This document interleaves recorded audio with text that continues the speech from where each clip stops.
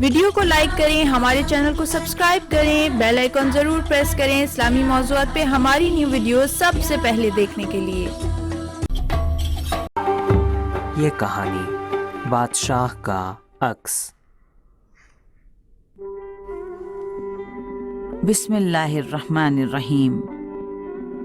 ایک بادشاہ اپنے ساتھیوں کے ساتھ شکار کی غرض سے شہر سے نکلا۔ وہ لوگ ایک میدان میں پہنچے اور ایک نہر کے کنارے خیمے لگا دیے۔ بادشاہ پہلے اپنے خیمے میں گیا تاکہ شکار کے لیے تیار ہو۔ ساتھ کے سبھی لوگ اور نوکر چاکر بادشاہ کے حکم کا انتظار کر رہے تھے تاکہ شکار شروع کریں۔ بادشاہ خیمے سے باہر آیا اور نہر کی طرف گیا تاکہ ہاتھ منہ دھو کر تر و تازہ ہو جائے۔ وہ نہر کے کنارے پر جو بیٹھا تو پانی میں اسے اپنا عکس نظر آیا۔ اپنی تصویر کو دیکھتے ہی وہ بالکل مبہوت سا ہو گیا۔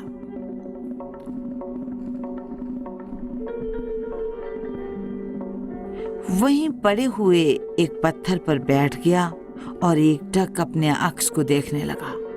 لوگ منتظر تھے اور بادشاہ وہاں سے اٹھنے کا نام ہی نہیں لے رہا تھا۔ وہ کسی سوچ میں پڑ گیا تھا اور چہرے پر غم کے آثار نمایاں ہو گئے تھے۔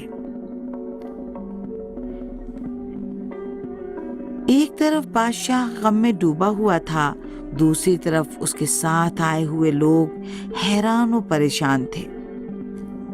غم کے اثرات بادشاہ کے چہرے سے مٹ ہی نہیں رہتے اور لوگوں پر یہ سوچ کر خوف چھا گیا تھا کہ شاید کسی سے کوئی غلطی سرزد ہو گئی ہے اور بادشاہ اس سے ناراض ہو گیا ہے۔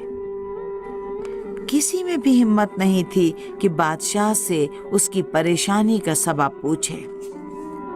کچھ لوگوں نے وزیر اعظم سے جا کر کہا، آپ کا مقام و مرتبہ ایسا ہے کہ آپ جا کر بادشاہ سے سوال کر سکتے ہیں۔ آخر کار وزیر بادشاہ کے پاس گیا اور کہنے لگا، اے بادشاہ سلامت، سب لوگ منتظر ہیں۔ آپ کا حکم ہو تو شکار کے لیے چلنا شروع کریں۔ آپ کس لیے پریشان ہیں؟ بادشاہ نے کوئی جواب نہیں دیا۔ وہ بس اپنے عکس کو پانی میں دیکھے جا رہا تھا۔ وزیر نے دوبارہ کہا، 1 گھنٹے سے زیادہ ہو گیا ہے، آپ بس پانی میں دیکھے جا رہے ہیں۔ آپ کس سوچ میں ہیں؟ بتائیے، کیا ہم آپ کی کوئی مدد کر سکتے ہیں؟ بادشاہ نے پھر بھی کوئی اعتنا نہیں کیا۔ وزیر اعظم امراء اور بزرگوں کی جانب واپس آیا اور کہنے لگا، بادشاہ تو کچھ بول ہی نہیں رہے ہیں، چہرہ بھی بہت غمگین ہے۔ اب ہمارے پاس صبر کے علاوہ کوئی چارہ ہی نہیں رہ گیا ہے۔ امراء میں سے ایک شخص نے کہا، میں تو بادشاہ کی اس کیفیت سے بہت پریشان ہوں، کہیں اس غم و غصے میں وہ کوئی برا حکم نہ دے دیں اور ہم میں سے کسی کی شامت آ جائے۔ ان کی پریشانی کو دور کرنا ہوگا۔ وزیر اعظم نے کہا، کیسے؟ میں جس کا مقام و مرتبہ تم سب سے بلند ہے اور بادشاہ مجھ سے مختلف مسائل میں مشورہ بھی کرتا ہے، پھر بھی میری طرف دیکھا تک نہیں۔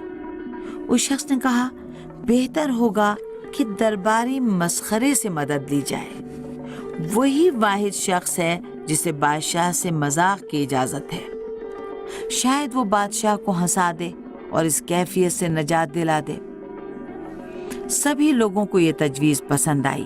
درباری مسخرہ بلایا گیا۔ بادشاہ کے مصاحبین نے اس سے کہا کہ اگر تم بادشاہ کو ہنسا سکے تو تمہیں ہم ڈھیروں انعامات دیں گے۔ مسخرے نے بادشاہ کی کیفیت سنی اور پھر ہنستا کھیلتا بادشاہ کے پاس پہنچا۔ بادشاہ پانی میں مسلسل دیکھے جا رہا تھا۔ مسخرے نے طرح طرح کی شکلیں بنائیں، مختلف حرکتیں کی، لیکن بادشاہ نے اس کی طرف دیکھا تک نہیں۔ مسخرہ مسلسل طرح طرح کی شکلیں بنائے جا رہا تھا اور پوری کوشش کر رہا تھا کہ بادشاہ اس کی طرف دیکھے اور ہنسے۔ وہ مسلسل اپنی کوشش میں لگا ہوا تھا۔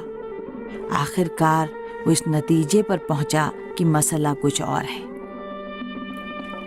تب وہ بادشاہ کے نزدیک گیا اور پوچھا، نہر کے پانی میں آپ کیا دیکھ رہے ہیں؟